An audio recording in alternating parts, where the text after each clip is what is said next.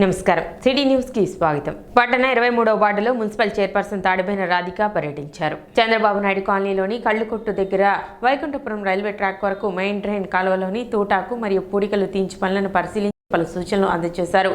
వ్యర్థాలను ఎవరు కాలువల్లో పడవేయరాదని, చెత్త సేకరణకు వచ్చే సిబ్బందికి అందించాలని ఆమె సూచించారు. పట్టణంలో మెరుగైన శానిటేషన్ కొరకు ప్రతి ఒక్కరూ సహకరించాలని విజ్ఞప్తి చేశారు. కార్యక్రమంలో municipal assistant engineer Sunil Kumar, town planning officer M Sambasivarao, sanitary inspector Prasad మరియు సచివాలయం సిబ్బంది పాల్గొన్నారు.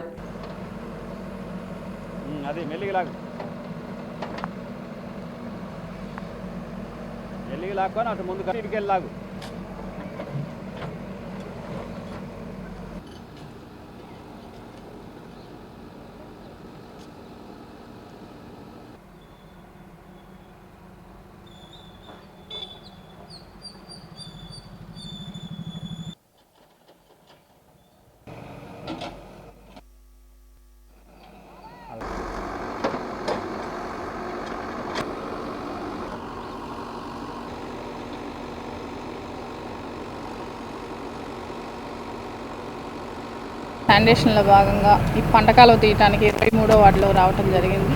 ఇక్కడికి వచ్చేసి మెయిన్ సమస్య పంటకాలువలో ఈ తూటాకు అలానే పిచ్చి మొక్కలు ఇలాంటివి ఉంటే మా గ్యాంగ్ వర్క్ పెట్టి జేసీపీ పెట్టి చేపిస్తుంది జరుగుతుంది. అలానే ఈ ప్రజలకు కూడా ఇలాంటి వ్యర్థాలు ఎక్కువ తీస్తుంటే బాటిల్స్, కవర్స్ ఇలాంటి మూటలు కట్టి వేసినట్టుగా ఈ పాత వస్తువులన్నీ కొట్టుకొస్తానా అవి అడ్డం పడి అక్కడ ఆగిపోతుంది జరిగింది.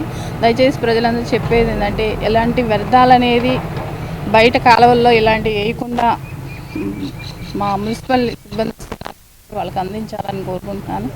అలానే శానిటేషన్ మెరుగుపడాలంటే మనలో కూడా మార్పు రావాలి. అలానే ప్రతిరోజు మా మున్సిపల్ వర్కర్స్ కానీ అందరూ అందుబాటులో వస్తున్నారు. మీరు వాళ్ళకి అందించండి. ఇంకా శానిటేషన్ ఇంకా మరింతగా మెరుగుపడుతుంది కాబట్టి మీరు మాకు సహకరించి మంచిగా మన తెనాలి పట్టణాన్ని డెవలప్ చేసుకుందామని కోరుకుంటున్నాను. అగ్నిమాపక వారోత్సవాలలో భాగంగా గురువారం కొత్తపేట మున్సిపల్ బాయ్స్ హై స్కూల్లో అవగాహన కార్యక్రమం నిర్వహించారు. ఈ సందర్భంగా అగ్ని ప్రమాదాల నివారణ చర్యలపై విద్యార్థులకు, ఉపాధ్యాయులకు ప్రదర్శనపూర్వక అవగాహన కార్యక్రమం నిర్వహించారు. గ్యాస్ సిలిండర్ లీక్ ప్రమాదాల నివారణ, అగ్ని ప్రమాదంలో చిక్కుకున్న వ్యక్తులను కాపాడే విధానంపై, అంతస్తులలో అగ్ని ప్రమాదం జరిగితే ప్రాణాలు కాపాడుకునే విధానంపై, సిపిఆర్పై అవగాహన, ప్రమాదాలు సంభవించినప్పుడు అప్రమత్తంగా వ్యవహరించే వంటి విషయాలను సిబ్బంది మాక్ డ్రిల్ ద్వారా విద్యార్థులకు తెలిపారు. అగ్ని ప్రమాదాలు జరగకుండా అప్రమత్తంగా ఉండాలని అధికారులు తెలిపారు. ఈ కార్యక్రమంలో సూరిబాబు, కె వెంకట్రావు, కె జితేంద్ర కుమార్, చంద్రమోహన్, సుబ్బారావు, నాగేశ్వరరావు, రాజశేఖర్ తదితరులు పాల్గొన్నారు.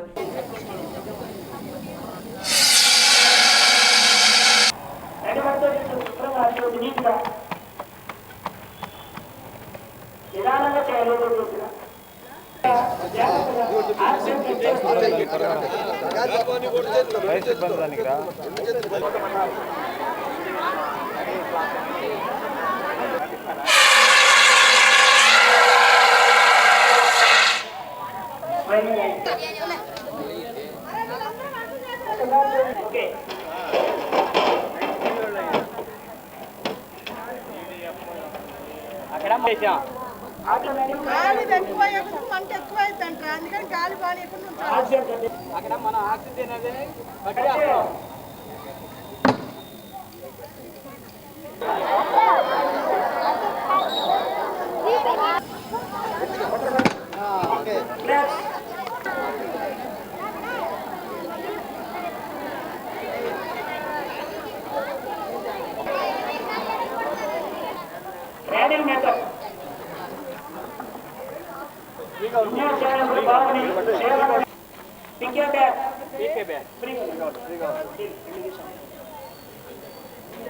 ఎంత దూరమైనా పట్టుకెళ్ళిపోవచ్చు.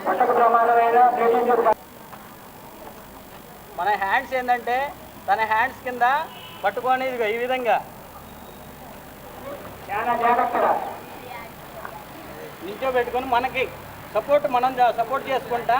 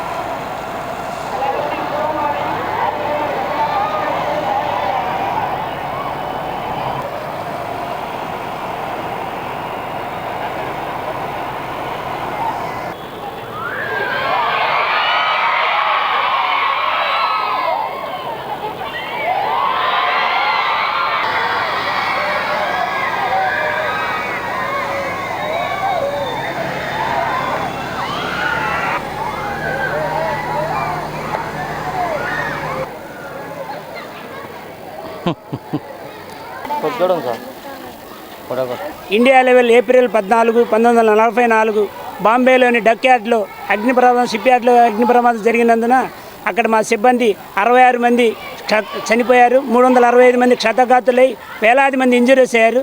అందుకని అప్పటి నుంచి ఇండియా లెవెల్ అగ్ని ప్రమాద నివారణోత్సవాలు ఏప్రిల్ 14 నుంచి 20 దాకా జరుగుతున్నాయండి. మాకు ఇచ్చిన లిస్టు ప్రకారం ఈ తెనాలిపట్నం ఏప్రిల్ 14 నుంచి 20 దాకా లిస్ట్ ఇచ్చారు. మొట్టమొదటి రోజు మనకు ఆఫీసులోని, రెండో రోజు బస్ స్టాండ్, రైల్వే స్టేషన్లో ఈ డెమోలు ఇచ్చాము.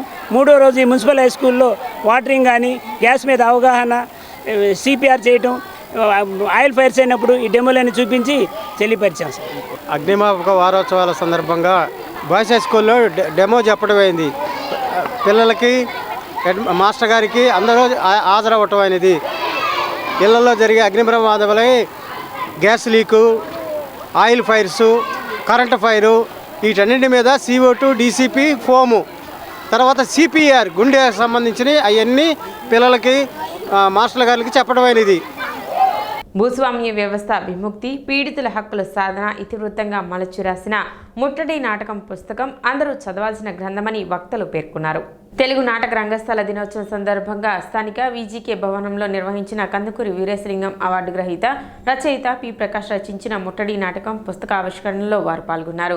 న్యాయవాది గోపాలం శివనాగేశ్వరరావు, ముఖ్య అతిథి M. ఫణిరామ్ దేవ్, గరికపాటి సుబ్బారావు, జుగాశ్వలి, ఉమా, దేవిశెట్టి కృష్ణారావు, కనపత్తి బాబురావు, దర్శకుడు, నటుడు సీతారామయ్య, దిలీప్ రాజా, P. ప్రకాష్లు పుస్తకాన్ని ఆవిష్కరించారు.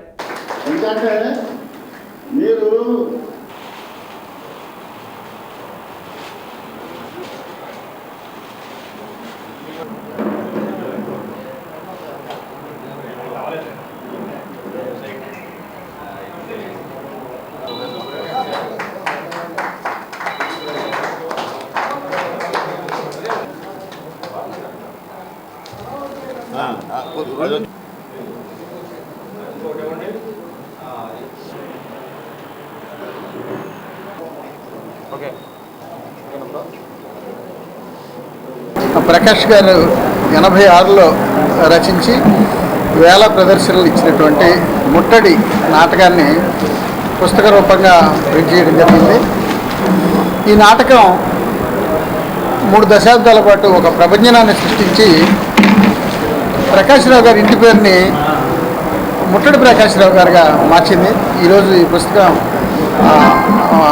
ప్రింట్ చేయటం, దీన్ని ఆవిష్కరించడానికి నన్ను పిలవటం నేను నాకు గౌరవంగా భావిస్తున్నాను. నాకు ఇచ్చిన గౌరవంగా దీనికి రచయిత ప్రకాష్ గారికి నా ధన్యవాదాలు తెలియజేస్తాను. ఒక గొప్ప సామాజిక లక్ష్యంతో రాయటం జరిగింది. ఆ లక్ష్యం నెరవేరినందుకు నేను చాలా సంతోషపడుతున్నాను. ఎందుకంటే అనగారిన అలగాజలం ఉక్కుపాతం, బలవంతుల ఉక్కుపాతం కింద నలిగి చావుకి బతుకి మధ్య ఆ చివరి క్షణం ఊపిరి పెనుముప్పినై ఒక్కసారిగా బ్రద్దలైతే దాని పర్యవసానం ఎంత భయంకరంగా ఉంటుందో ఈ దృశ్యకావ్యం చూస్తే తెలుస్తుంది. ఆ హాస్యానికి అనుగుణంగానే ముట్టడి నాటకం రాయటం జరిగింది. ఆ నాటకం లక్ష్యం నెరవేరినందుకు చాలా చాలా సంతోషిస్తున్నాను. చంద్రబాబు నుంచి రోజు రేపల్ ఏరియా డిగ్రీ కాలేజీకి వెళ్ళి ట్రైన్ సర్వీస్ చేసేవాడిని. ఒకరోజు ఈ నాటకం చూశాను. ఆ చూసినప్పుడు నా మైండ్లో ఫిక్స్ అయిపోయిన ఒకే ఒక్క డైలాగు ప్రకాష్ గారికి నన్ను ధ్యానం చేసేసింది. అది ఆయన కులంపై కలంతో ప్రకాష్ గారు ముట్టడించాడని చెప్పగలను. కులంపై కలంతో ప్రకాష్ గారు ముట్టడించాడని చెప్పగలను. చంద్రావూరు రైల్వే స్టేషన్ దగ్గర ఒక డయాస్ ఉంటే ఆ చంద్రావూరులో ఉన్న బోసు, మన బాబురావు గారిని చూస్తే అసలు ఆయన జనం వేశాడు. ఎప్పుడు చూస్తాడు ఒక అర్థంలో మనం కోపం వచ్చింది. అంటే ఏంటంటే దట్ మీన్స్ ఆ క్యారెక్టర్ వాళ్ళు జీవించారని అర్థం. మన సినిమాలో విలువ చేసేవాడు యాక్చువల్గా సూర్యకాంత గారు కూడా చాలా మంచి అవుతారు. But what he did as per the character అంటే ఆ క్యారెక్టర్ని న్యాయం చేస్తేనే అతని మీద అంత కోపం రాగలిగింది. ఆ ముట్టడి నాటకాన్ని ఈ రోజు వరకు అభివృద్ధి చేసుకోలేకపోయామంటే జనాన్ని నేనేమనాలి? డెఫినెట్గా జనాన్ని నేనేమనాలి అని నేను అడగాలి. జనాన్ని ఇది ఎప్పుడో తిరుగుబాటు చేసిన నాటకం, ఎప్పుడో ఒక ఆలోచన కల్పించిన నాటకం, ఎప్పుడో పెద్దదారి వ్యవస్థ మీద ఒక పిడుగు లాంటి శబ్దం చేసిన నాటకం, బూర్జువా వ్యవస్థ మీద భూకంపం తెప్పించిన నాటకం ఒక్కడే. తెనాలి టీడీపీ కార్యాలయంలో పబ్లిక్ గ్రీవెన్సెల్ జరిగింది. వచ్చిన అర్జీలను సంబంధిత అధికారులతో ఫోన్లో మాట్లాడి పరిష్కరించాలని తగు ఆదేశాలు జారీ చేశారు. ఈ సందర్భంగా ఆలపాటి రాజేంద్ర ప్రసాద్ మాట్లాడుతూ జాతీయ తెలుగుదేశం పార్టీ ఆదేశాల మేరకు 175 నియోజకవర్గాల ప్రజా సమస్యల పరిష్కారం కొరకు ఈ కార్యక్రమం చేపట్టడం జరిగిందని, వచ్చిన వినతులను సంబంధిత అధికారులకు పంపి సత్వరమే పరిష్కరించే దిశగా కృషి చేస్తామని తెలిపారు. ఆడపిల్లలు వస్తూ ఉంటే ఒక ఆడపిల్ల చదివి ఒక ఆడపిల్ల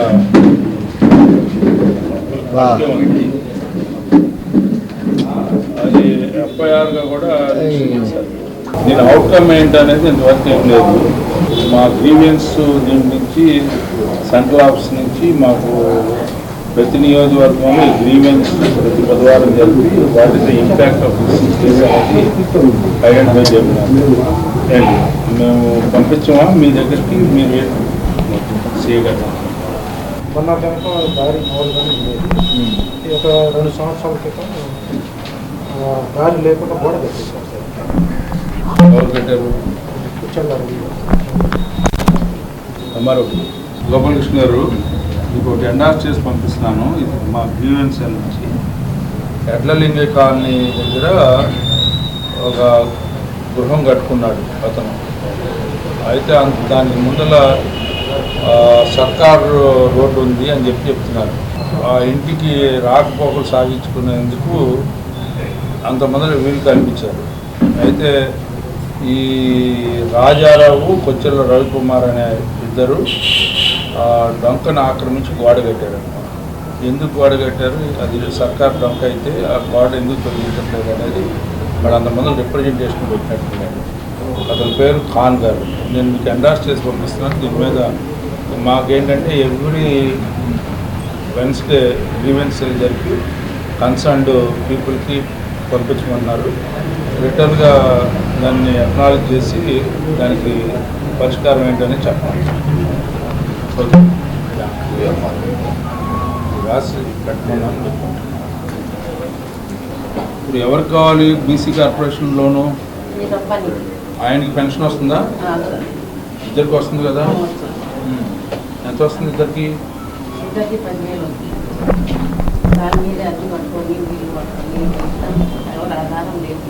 మరి ఏమి లోన్ పెడితే ఏమొస్తుంది?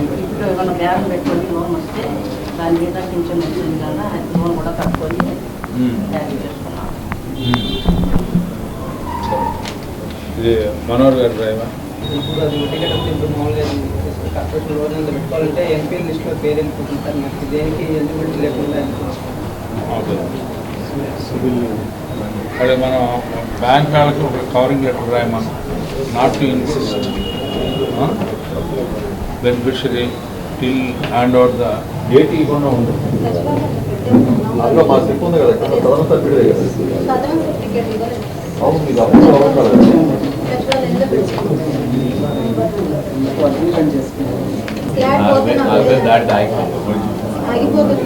మళ్ళీ ఓపెన్ అయ్యిందా?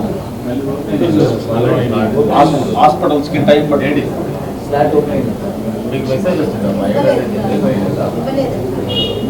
గ్రీవెన్స్ సెల్లో ఏమైనా సరే సమస్యలుంటే సంబంధించిన అధికారులకి రిపోర్ట్ చేయటం, అంతేకాకుండా కార్యకర్తల యొక్క ఇబ్బందులు ఏమైనా ఉంటే వాటిని మాట్లాడుకోవటం. ప్రతి వారం కూడా రాష్ట్ర వ్యాప్తంగా ఈ కార్యక్రమాన్ని కొనసాగించాలని గతంలో బుధవారం నాడు పెట్టుకున్నాం, మళ్ళీ ఇప్పుడు పెట్టుకుంటా ఉన్నాం. ఇదే విధంగా క్రమం తప్పకుండా నియోజకవర్గ పరిధిలో ఎవరికైనా ఏదైనా ప్రభుత్వపరమైనటువంటి సమస్య కానీ తెలుగుదేశం పార్టీ నాయకత్వంలో కార్యకర్తలకు ఏదైనా సమస్య కానీ లేకపోతే ఎలాంటి సమస్యలు ఉన్నా కూడా మా దృష్టికి తీసుకొచ్చినట్లయితే సాధ్యమైనంత వరకు కూడా సమస్యకి పరిష్కార మార్గం వెతకటమే కాకుండా సమస్యను పరిష్కరిస్తామని చెప్పి ఈ రోజున మీకు విజ్ఞప్తి చేస్తూ సెలవు తీసుకుంటాను. సిటీ న్యూస్ ఇంతటితో సమాప్తం. నమస్కారం.